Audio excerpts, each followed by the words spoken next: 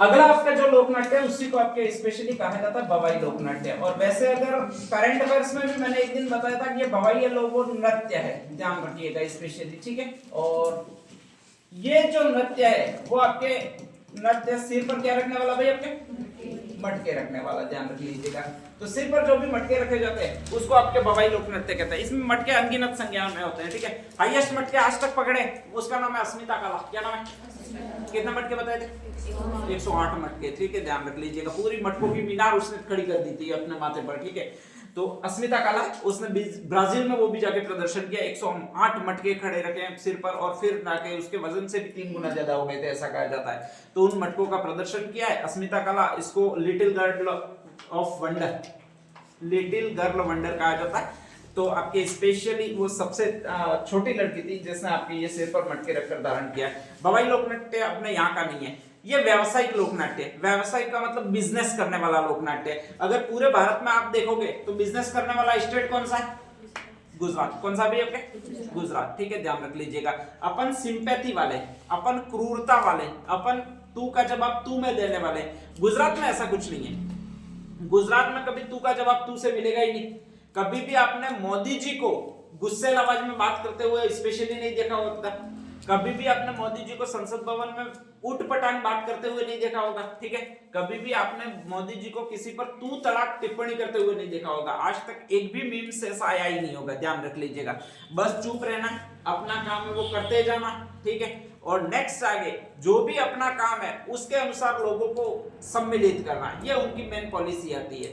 गुजराती व्यक्ति अक्सर बिजनेस करने में बहुत ज्यादा माहिर होगा। वो आपको आप ही को बेच देगा, ठीक है, और पता भी नहीं चलने देगा कि आप बिक चुके हो, वो आप ही को बिक चुके हो, पैसे ले लेगा, वो ले लेगा, खुद ले लेगा। तो ऐसा आदमी होता गुजराती। उसमें कहा जाता है 2 आदमी थे, एक तो बीकाजी थे और एक बागजी थे। 2 आदमी है, दोनों बवाई में भी ब सही।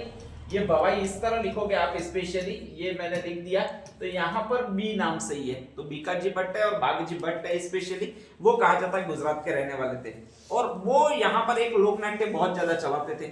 कालांतर में कहा जाता है कि वहां पर थोड़ा स्कोप कम हुआ तो उन्होंने सोचा गुजराती लोग बेवकूफ नहीं बनते, पैसे देते नहीं है, अपन ऐसे लोगों के पास चले जाते हैं जो आसानी से पैसे दे देते हो। और जब पैसे दे देते हो तो वो कहा जाता है कि अपने यहाँ पर राजस्थान में आ गए। राजस्थान में एक जगह जिसका नाम है अजमेर। कौन सी जगह? अजमेर में आकर बस गए, ठीक है। और यहीं से कहा जाता है कि एक लोक नाट्य प्रारंभ किया जिसको कहा जाता है, कौन सा लोक नाट्य भैया? बवाई लोक नाट्य। इसमें होता क्या है? तो कर्तव्य दिखाने पर आधारित। आपको सिर पर मटके धारण करने, मटकों में स्पेशली पानी भी भरना है, खाली मटके नहीं धारण करने, पानी भी भरना है, ठीक है, ध्यान रख लीजिएगा।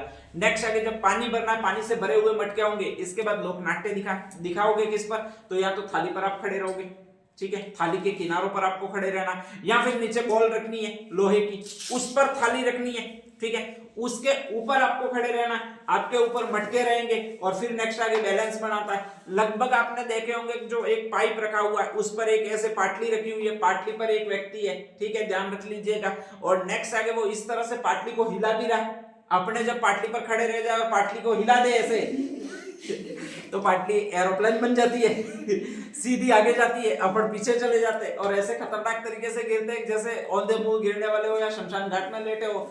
तो वो ऐसा कंट्रोल रखते हैं। और जब कंट्रोल रखते हैं तो कई सारी ऐसी रील्स आती है, ठीक है, जिसमें पाटली के एक सिरे पर कई सारे दोने होते हैं, वो माथे पर एक ज्यादा वो होता है तगारा, उसमें भरने होते हैं और वो जमा देता है आसानी से हिलाकर, या फिर कटोरिया होती है वो डाल देता है। तो ये सारे आते हैं, वो आपके इसी में आते हैं। कौन से लोक नाट्य में आते हैं भाई? आपके बवाई लोक नाट्य में आते हैं। ये बवाई नृत्य की सारी विशेषताएं, ठीक है, ध्यान रख लीजिएगा। बीकाजी और बागजी नामक भट्ट है, नामक 2 व्यक्ति है, अजमेर में आए हैं, इस लोक नाट्य की शुरुआत की है। कर्तव्य दिखाने पर आधारित था, तो कर्तव्य दिखाते हैं वहां पर अपनी सिंपैथी ज्यादा जागती है, अपन पैसे ज्यादा देते हैं, ध्यान रख लीजिएगा, ठीक है। तो इसलिए हमने पैसे स्टार्ट किए देने, और वो भी किसने? राजस्थानियों ने देने स्टार्ट किए। बहुत कम देते हैं, किसी को देते नहीं है, ठीक है, फिर भी राजस्थानियों ने पहली बार पैसे दिए, इनसे ये परंपरागत अस्तित्व में आया। पहला ऐसा लोक नाट्य जो पूर्णतः व्यावसायिक प्रकृति का है, बिजनेस पर आधारित है, ठीक है, ध्यान रख लीजिएगा। बाकी कोई भी लोक नाट्य पूर्णतः बिजनेस पर आधारित नहीं होता है। इसमें एक स्पेशल कैरेक्टर है जिसका नाम था शांता गांधी, गुजरात की रहने वाली थी, महात्मा गांधी के काका बुबा की पड़ती होगी, अपन को पता नहीं है, ठीक है। उसने एक फेमस लोकनाट्य लिखा जिसका नाम है जसमा ओडन। कौन सा नाम है? जसमा ओडन, ठीक है, ध्यान रख लीजिएगा। इसकी भी एक स्टोरी है कि जय सिंह सिद्धराज नामक चालुक्य वंश का आदमी था, रहने वाला था वो आपके गुजरात का रहने वाला था। गुजरात में भी एक तो कच्छ की खाड़ी होती है और एक कौन सी खाड़ी है आपके, खंबात की खाड़ी है, वहां का रहने वाला था, ध्यान रख लीजिएगा। वहां पर जो भूमि है वो स्पेशली समुद्र से टच रिलेटेड है, और समुद्र से टच है तो मतलब पानी वगैरह भरा रहता, दलदली होने वाली समस्या है, और दलदली होने वाली समस्या है इसलिए आसानी से पतु वाली भूमि सारी हो जाती है। तो वहां पर कोट का काम ज्यादा होता है, मतलब परकोटा बनाने वाला काम, ठीक है, ध्यान रख लीजिएगा। और ऐसी कंडीशन में परकोटा भरा के फिर नई मिट्टी भरी जाती है ताकि पानी से टच में नहीं रहे और ये हो नहीं। तो वहां पर एक जनजाति को बुलाया गया जिसका नाम था ओड। ओड यही के अपने मेवाड़ के सारे, ठीक है। तो ये ओड जनजाति को बुलाया गया। ये ओड जनजाति वहां पर गई, उनको कहा जाता है स्पेशली वहां पर रही, परकोटा बनाने का काम किया। जो भी ओड जनजाति की महिलाएं होती है उनको कहा जाता है ओडन, जैसे पटेल की होती है पटेलन कहते हैं, वैसे ठीक है। ऐसे कैसे स्पेशली नाम था तो वो हो गया ओडन। क्या नाम हो गया, ओडन। जयसिंह सिद्धूराज नाम का आदमी है तो उसको कहा जाता है शॉर्ट में जस्मा। क्या कहा जाता है, जस्मा। और कहा जाता है वो वहां का राजा था, चालुक्य वंश का था भी बहुत चालू ही, ठीक है। तो ऐसी कंडीशन में कहा जाता है कि वो एक ओड की कन्या को देख लेता है जो कि किसी की पत्नी होती है स्पेशली, ठीक है, और कहता है, प्रस्ताव देता है कि तू पत्नी बन जा। किसकी पत्नी बन जा, मेरी पत्नी बन जा। वो स्वामी भक्त बहुत ज्यादा होती है, ध्यान रख लीजिएगा। और दूसरा क्या है, वो पहले युग में होती है। आज के युग का तो भरोसा मैं भी नहीं करता हूं ठीक है, लेकिन वो स्पेशली पहले युग की होती है। और पहले युग में स्त्री का सतीत्व, नेक्स्ट आगे स्त्री की अस्मिता, ये ज्यादा पढ़ाया गया था। ज्यादा मुगली गुटी में 555 में यही डालकर सिखाया गया था कि किसी भी हाल में तुमको सतीत्व की अपने रक्षा करनी है। और यही कारण है सारी लगभग स्त्रियां जो लगभग मुगल आक्रांताओं से बचने के लिए सती हुई है। अब ये ऐसी फीलिंग्स कब आती है, जब बहुत ज्यादा मात्रा में आपको कहा जाए, बहुत ज्यादा इसकी स्टोरियां सुनाई जाए, तो ऐसी फीलिंग्स आती है, ठीक है, ध्यान रख लीजिएगा। हाँ, सुनने से पढ़ने से बहुत ज्यादा ऐसी फीलिंग्स आती है, वास्तव में सही है। अगर आपको रेगुलर पढ़ाया जाए कि ईमानदारी हमें रखनी चाहिए तो धीरे धीरे अपने आप भावना प्रबल हो जाएगी, वो ईमानदारी की प्रबल हो जाएगी। लेकिन अगर किसी के द्वारा ये कहा ही नहीं जाए कि हमें ईमानदारी रखनी चाहिए तो धीरे धीरे वो भावना ही नष्ट हो जाती है और फ्रॉड की भावना आ जाती है, ठीक है। इतिहास की कथाएं वगैरह इसीलिए निर्मित की गई है, इतिहास इसीलिए पढ़ाया गया है। आपको महाराणा प्रताप पढ़ाने का उद्देश्य यही होता है कि अपनी मातृभूमि के रूप में या अपनी मातृभूमि के लिए, स्वतंत्रता के लिए, अपनी मातृभूमि की रक्षा के लिए आप में कहीं से बात आए तो आप सैनिक वगैरह कुछ बनोगे, नहीं तो यही सोचोगे कि साला मर जाएंगे, बने क्यों, ठीक है।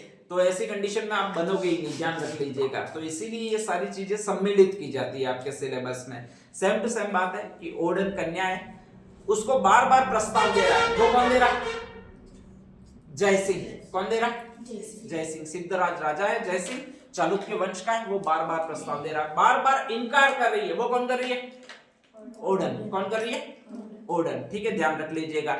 थक हार कर जब उसको लगता है कि ये मेरा नहीं मानती है तो वो उसके पति को मरवा देता है, ठीक है, क्योंकि आखिर में परेशान करने का यही उपाय होता है, पति रहेगा नहीं, एक एक पैसे के लिए मोहताज होगी, तब तो मेरी बात मानेगी, ठीक है। तो कहा जाता है कि उस ओडन के पति को वो मरवा देता है। और जब ओडन के पति को मरवा देता है तो उस समय उनमें सती होने की रिवाज नहीं था, सती होने की परंपरा ओड जनजाति में नहीं थी, राजपूतों में अवश्य थी, ध्यान रख लीजिएगा।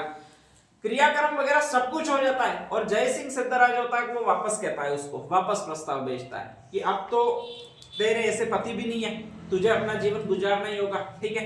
और नेक्स्ट आगे कहा जाता है, वापस कहा जाता है कि जब जीवन गुजारना ही है तो तू मेरे साथ गुजार ले। वो कहती है नहीं, मैं उनकी यादों के सहारे जीवित रह लूंगी। जब ये कहती है, जयसिंह सिद्धराज को गुस्सा आ जाता है और कहा जाता है तेरे पति को तो मैंने सुला ही दिया, आखिर तेरे बच्चों को भी मुझे सुलाना पड़ेगा क्या बेबस करने के लिए। और कहा जाता है यहीं से उस ओडन को पता लगता है, ओडन आक्रमण करने की कोशिश करती है लेकिन उसको बचा लिया जाता है, जयसिंह सिद्धराज को स्पेशली, ठीक है। और बाद में कहा जाता है कि जयसिंह सिद्धराज की इस कुकृत्य को देखकर वो खुद सती हो जाती है, नहीं परंपरा थी फिर भी उसका आत्मसात कर लेती है और सती हो जाती है। यही पूरी कहानी है, वो जस्मा ओडन की कहानी है। किसकी कहानी है, जस्मा ओडन की। इसको लिखा वो शांता गांधी ने लिखा। जब ये नाटक लिखा तो उस स्टोरी को फेमस करने का आइडिया आया और उसको सम्मिलित कर दिया, वो आपके इस भवाई नृत्य में सम्मिलित कर दिया। किसने, भवाई नृत्य में बीकाजी भट्ट ने और बागीजी भट्ट ने। और जब ये सम्मिलित कर दिया तो कहा जाता है धीरे धीरे वही परंपरा थी वो वापस स्टार्ट हुई और नेक्स्ट आगे वो नाटक था वो बहुत ज्यादा फेमस हो गया। ठीक है, तो एक प्रश्न और आता है जसमा ओडन की कहानी कौन से लोकनाट्य में प्रचलित है? तो वो कौन सा लोकनाट्य है भाई? अपने बवाई लोकनाट्य। ठीक है, ध्यान रख लीजिएगा। नेक्स्ट हेडिंग डाल दीजिएगा बवाई लोकनाट्य।